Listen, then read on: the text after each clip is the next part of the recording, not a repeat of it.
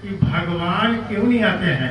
एक बार कृष्ण बन के आए, एक बार राम बन के आए, एक बार पैगंबर मोहम्मद साहब बन के आए, एक बार ईसा मसीह बन के आए, एक बार हमेशा वो धरती पर आते रहे, अब क्यों नहीं आते हैं। बैठिए। ईसा मसीह और मोहम्मद बन के भगवान आए, ये कहाँ से आपने सुन लिया?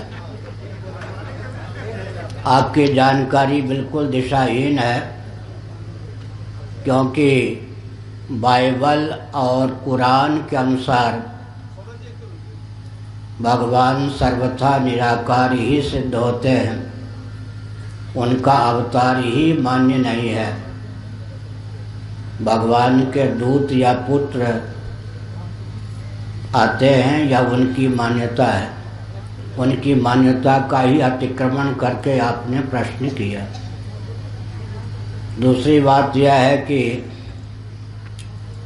इस समय यदि भगवान का अवतार हो जाए तो आप में वह क्षमता है कि उनको सह सकें। दूर के ढोल सुहावने, इस समय यदि भगवान का अवतार हो जाए तो कितने व्यक्ति हैं कि उनको सह सकेंगे, और कितने व्यक्ति हैं जो उनके चक्र, सुदर्शन, गदा के पात्र नहीं सिद्ध होंगे। इसलिए भगवान उचित समय पर अवतार लेते हैं और भगवान अपने कारक कोटि के संतों, भक्तों को समय समय पर प्रेरित करके कार्य साधने का मार्ग प्रशस्त करते हैं। दूसरी बात यह है कि भगवान ने कहीं भी ऐसा नहीं कहा है कि मेरे अवतार के जो प्रयोजन हैं उन प्रयोजनों के अनुसार तुम प्रयास न करो। हम आप भी प्रयास करते हैं कि पिता पितामह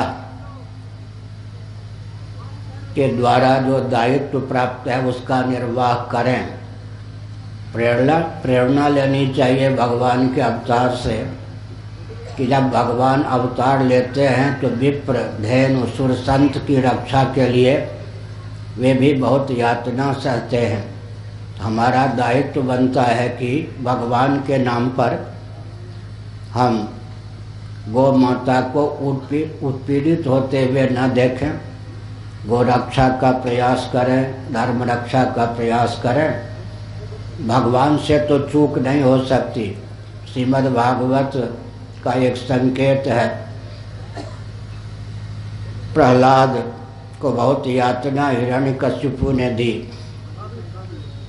उचित समय पर ही भगवान नृसिंह के रूप में अवतीर्ण हुए, लेकिन भगवान ने बहुत ही विनम्रता पूर्वक एक वाक्य कहा, यद्यपि मैंने समय का ध्यान रखकर ही अपने को तुम्हारे सम्मुख व्यक्त किया है, परंतु तुम्हारी दृष्टि में कदाचित मुझे प्रकट होने में विलम्ब हुआ हो तो क्षमा करो। इसका अर्थ क्या है? भगवान को जिस क्षण अवतीर्ण होना था उसी क्षण नृसिंह के रूप में अवतीर्ण हुए। और प्रहलाद भी इस रहस्य को जानते थे। प्रहलाद ने उलाहना नहीं दिया। हम आप उलाहना दे सकते हैं कि भगवान आने में विलम्ब कर रहे हैं, लेकिन क्या करुण भाव से कभी पुकारा है एकांत में कि प्रभु आइए, या मुझको वह बल और वेग प्रदान कीजिए कि मैं आपके अवतार के जो प्रयोजन हैं उन प्रयोजनों की सिद्धि के लिए मार्ग प्रशस्त कर सकूं। भगवान से भूल नहीं होती, भूल हमसे होती है। भगवान के नाम पर हम अपने सनातन मान बिंदुओं के अपकर्ष को न सहें। हमारा दायित्व है कि अपने अधिकार की सीमा में हम सनातन मान बिंदुओं की रक्षा के लिए कटिबद्धता का परिचय दें। विशेषकर आज जो सज्जन हैं, ऊपर ईश्वर का बल, बीच में धर्म का बल और नीचे संघ का बल स्वीकार करें। न ईश्वर का बल, न धर्म का बल, न संघ का बल, तो पिस जाएंगे। सज्जनों का दायित्व होता है कि ईश्वर, धर्म और संघ तीनों का बल उनके जीवन में हो, तब सनातन मान बिंदुओं की रक्षा हो सकती है। अच्छा, भगवान रामभद्र के रूप में भगवान विष्णु का अवतार हुआ। रामभद्र के अवतार के पूर्व कितना अत्याचार था। उस समय के भी विश्वामित्र वशिष्ठ जी कह सकते थे कि आपने बहुत विलंब कर दिया, आपको पहले आना चाहिए था। कंस के शासनकाल में, दुर्योधन के शासनकाल में भी बहुत अत्याचार था, लेकिन किसी संत महात्मा ने श्री कृष्ण भगवान को उलाहना नहीं दिया कि आपको पहले आना चाहिए था। भगवान तो समय पर आते हैं।